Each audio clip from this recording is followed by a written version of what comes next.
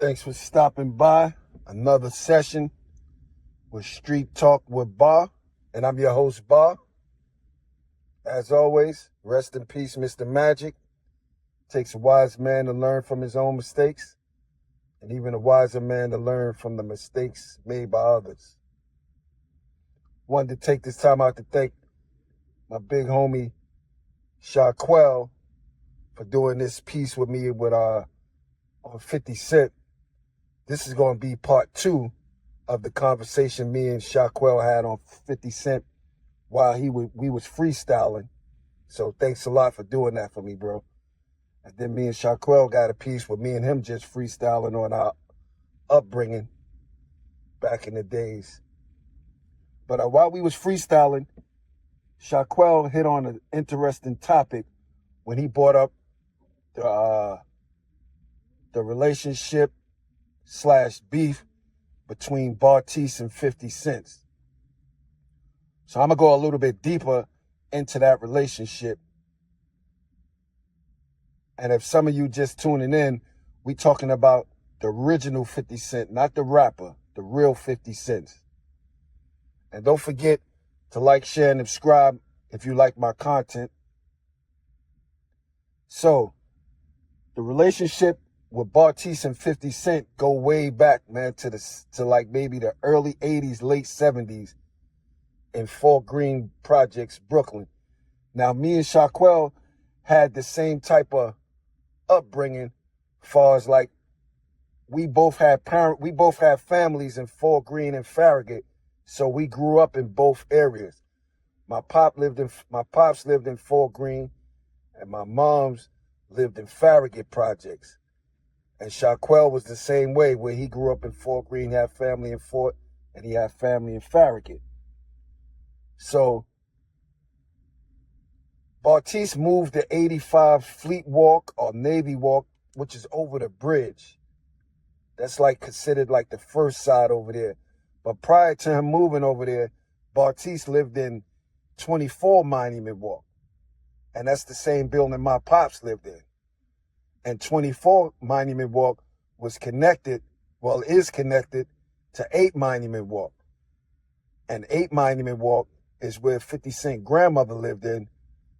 And, that's where 50 Cent stayed. So we used to go to my pop's house on the weekend and, be over there for the weekend. And I must have been about 9 or 10 years old, when I first started hanging out with Bartise. Bartise was like a little old, Bartise is like 2 years older than me.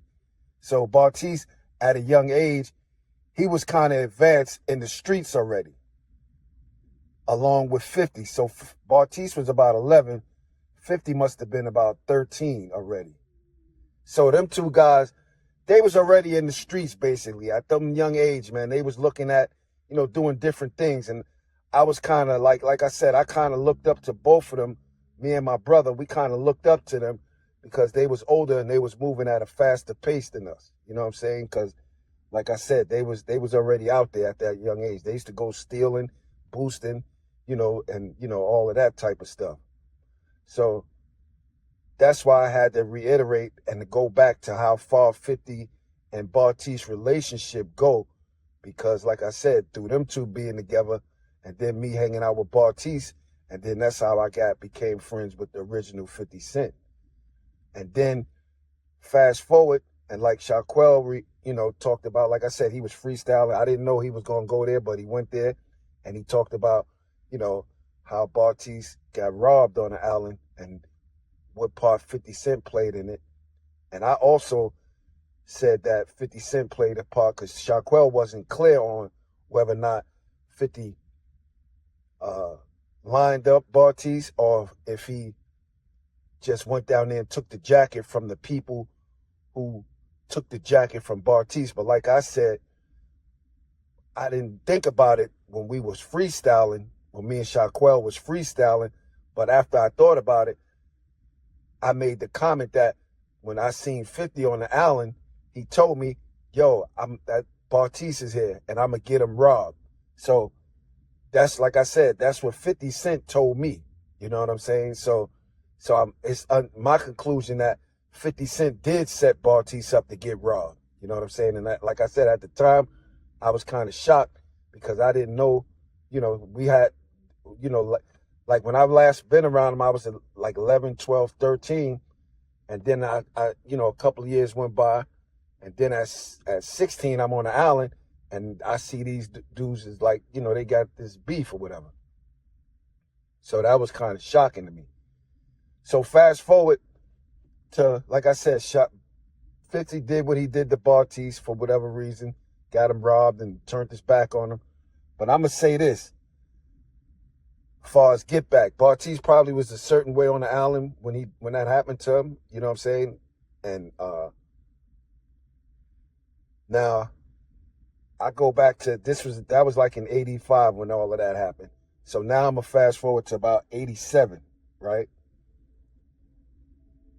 And crime from, little homie Crime that used to be with 50 Cent on the regular. I remember I used to call 50 Cent house from the island, and Crime used to pick up the phone.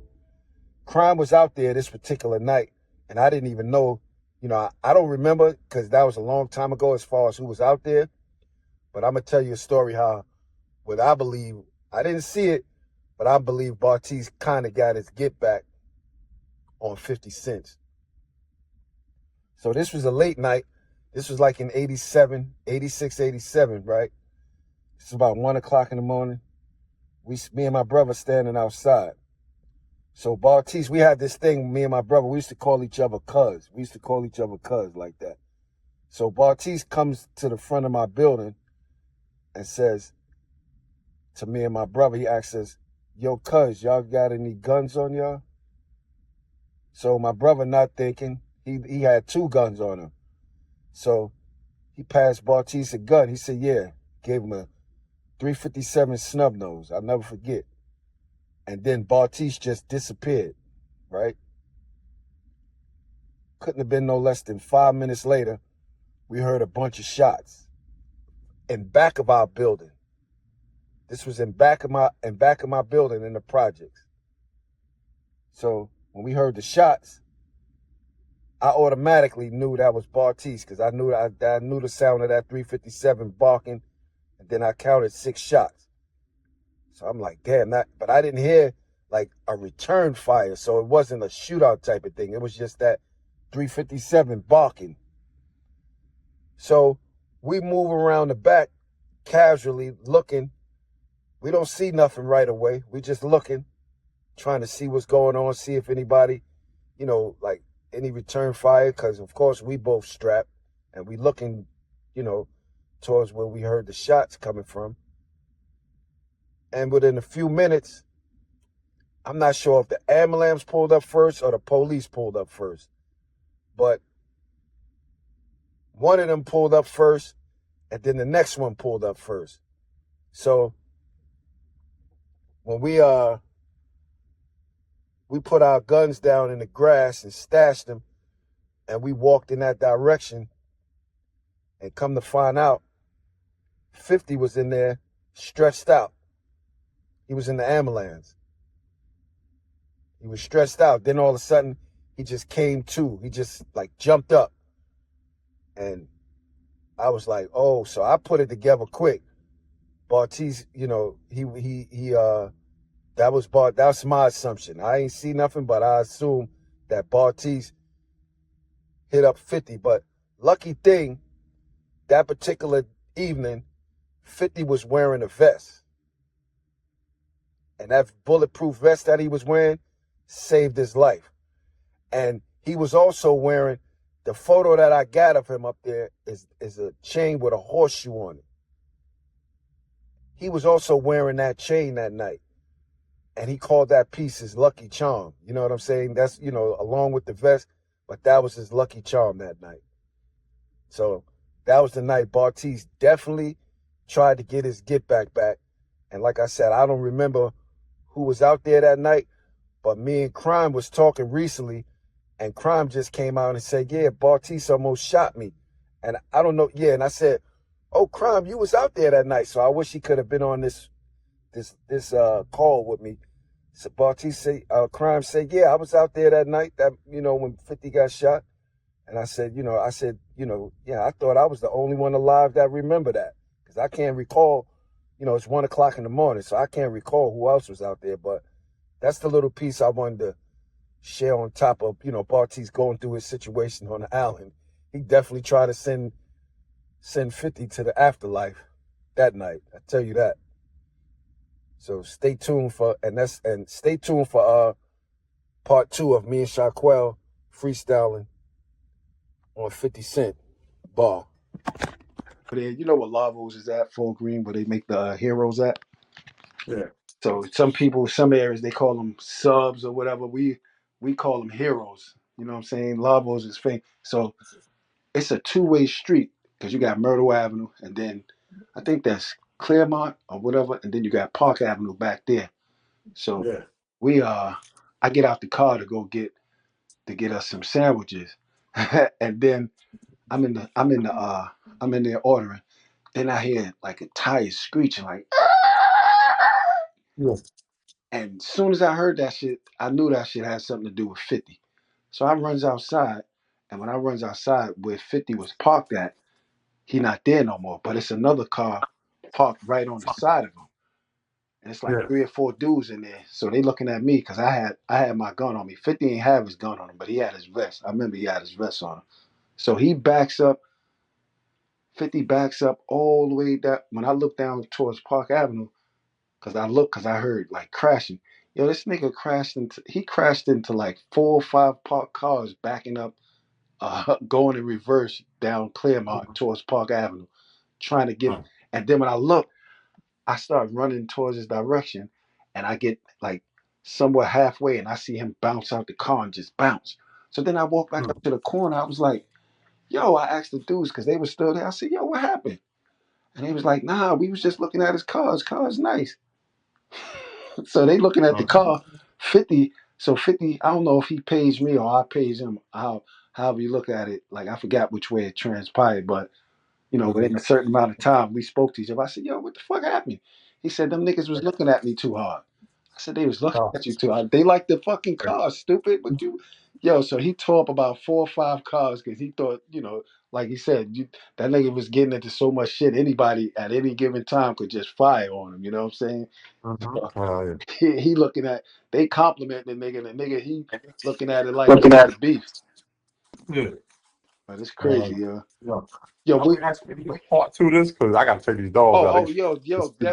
real quick, You got an hour. You got an hour 35 minutes out. We get to we got do the crazy part time, 2. yo. But yo, what about your dogs, yo? You gonna have puppies available? Yeah, I'm gonna have puppies. Hope she didn't go to her first heat yet. She's 9 months, so that should be coming any day now. And So after the second heat is when I'm gonna breed them. nah, just the plug to keep your name. What kind of bloodline dogs you got? Well, both the male and females, both in the same line.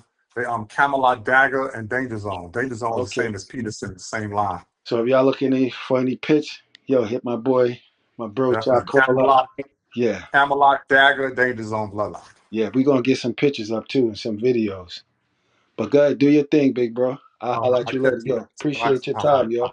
Thanks. You already know, man. Likewise. All right.